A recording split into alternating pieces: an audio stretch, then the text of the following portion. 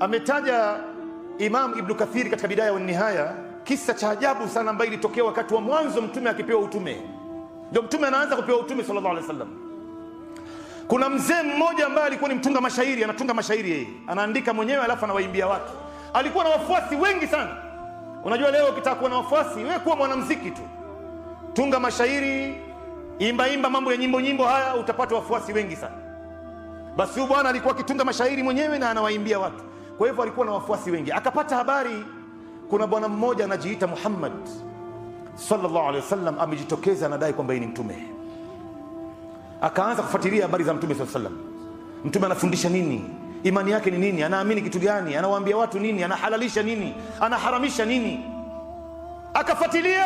Baada ya muda akawaita wale wafuasi wake wote, ni watu wengi sana. Akawaambia, jamani, mimi nimeamua kuwa Muislamu na naenda mahali mtume Muhammad yupo nipige shahada.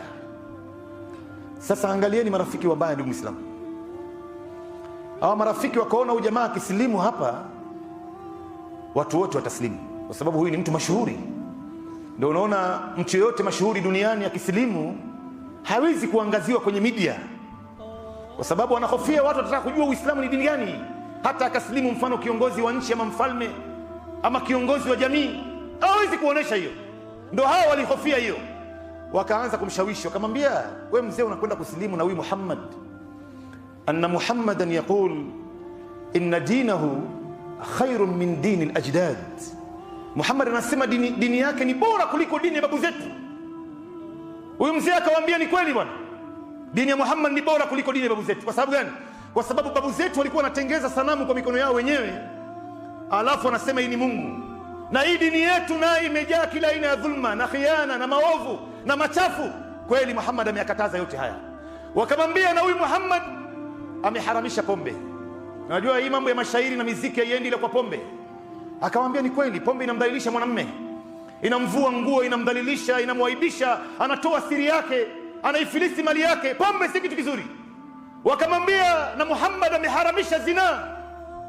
Akamwambia, kwa kweli mimi nishakuwa mtu mzima bwana, sihitaji zina sasa hivi, lakini zina kwa kweli ni kitu kibaya, kwa sababu leo unamkuta mtu anazina na binti za watu, dada za watu, mama za watu, wake za watu, lakini yeye mwenyewe hayuko watu wake wa nyumbani waziniwe. Anazini na binti ya mtu, lakini leo binti yake ataziniwa, yuko tayari kumfanya mtu chochote. Sasa iko wapi uadilifu? Hii ni kitu kibaya hichi. Sasa walipoona huyu mzee amewazidi kwa hoja, hapa ndo hatari ya mtu kuwa na rafiki mbaya jamani. Wakamwambia huyu mzee, tupe dakika chache. Wakajikusanya wote, wakapitisha kwa kauli moja, kila mtu mmoja katika jamii yetu hii alete ngamia mmoja. Basi huwezi kuamini, walikusanya ngamia 100. Wakamletea huyu mzee, wakamwambia, sasa chagua baina ya dini ya Muhammad na zawadi ya ngamia 100. Chukua hii zawadi, uachane na mambo ya Muhammad, na ukichagua Muhammad basi hii zawadi hatukupatii. Akawaambia, hadha huwa ar-rai. Sasa ndio umekuja na rai ya sawa. Faathara alhayata ad-dunya. Huyu bwana akaamua kuchagua uhai wa dunia. Wala al-akhiratu khairun wa abqa. Na akhira ni bora na yenye kubaki. Akawaambia, sasa nimekubali na siwezi tena kusilimu, na Muhammad sina haja naye, mimi nitachukua ngamia 100 hawa, lakini hapa mashambani hapa mjini itabidi niwapeleke hawa ngamia kule mashambani nikawafuge huko, watu wangu wako kule. Basi akapanda juu ngamia mmoja, akasafiri. Walipofika kule, ile furaha alikuwa naye huyu bwana, hakungojea ngamia akae ili aweze kushuka. Unajua ngamia ukiwa uko juu yake ni refu sana, ukikosea step unaweza ukaumia.